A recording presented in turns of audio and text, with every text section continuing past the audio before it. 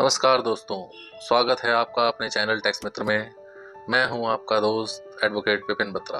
आज की इस वीडियो में हम बात करेंगे ऐसी इनकम जिस पर इनकम टैक्स नहीं लगता है।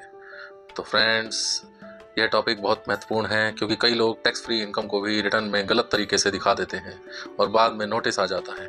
तो इस वीडियो को अंत तक ज़रूर देखिए क्योंकि आज हम समझेंगे कि कौन सी इनकम टैक्स फ्री होती है, किस कंडीशंस पर एग्जेम्पशन मिलता है एंड सबसे पहले समझेंगे कि टोटल इनकम क्या होती है। तो दोस्तों, इनकम टैक्स में आपकी सारी इनकम जोड़कर टोटल इनकम बनाई जाती है। कुछ इनकम ऐसी होती है जिसे कानून कहता है यह इनकम टैक्स का हिस्सा नहीं मानी जाएगी, उन पर टैक्स नहीं लगेगा। जैसे एग्रीकल्चर इनकम, कृषि आय सबसे पहली और महत्वपूर्ण टैक्स फ्री इनकम है।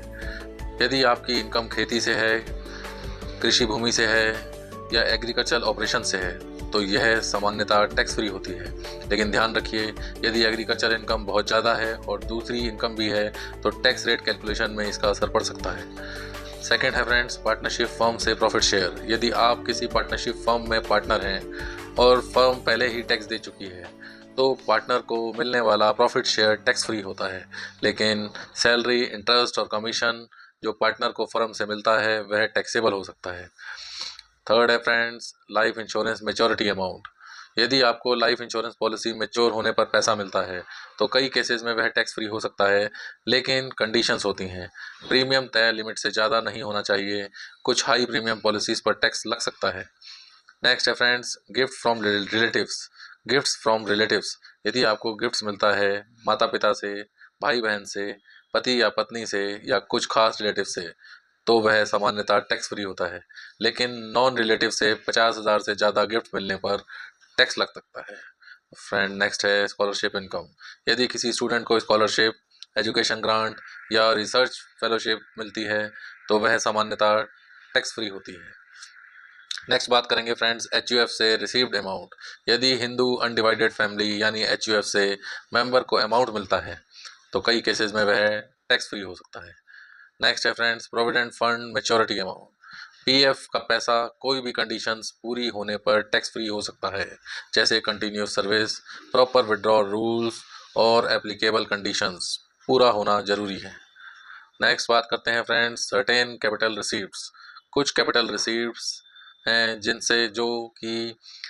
पर इनकम टैक्स नहीं लगता, जैसे विल से मिली प्रॉपर्टी, फैमिली सेटलमेंट, इन पर सीधे इनकम टैक्स नहीं लगता है। तो दोस्तों, सबसे बड़ी गलती क्या होती है, लोग सोचते हैं कि टैक्स फ्री मतलब रिटर्न में दिखाना ही नहीं है, लेकिन ऐसा नहीं है। कुछ एग्जेम्प्ट इनकम आईटीआर में डिस्क्लोज पर करनी पड़ती हैं, एआईएस टीआईएस से मैच करनी पड़ती हैं और गलत रिपोर्टिंग पर नोटिस आ सकता है।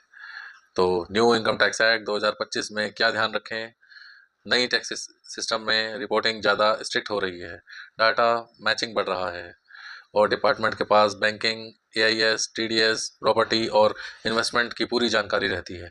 इसलिए एग्जेम्प्ट इनकम को सही तरीके से दिखाइए, प्रॉपर डॉक्यूमेंट रखिए और फेक एग्जाम्पशंस बिल्कुल मत लीजिए। फ्रेंड्स, आज हमने समझा है कौन सी इनकम टोटल इनकम का हिस्सा नहीं होती है, कौन सी इनकम टैक्स फ्री होती है और किन मामलों में सावधानी रखना ज़रूरी है।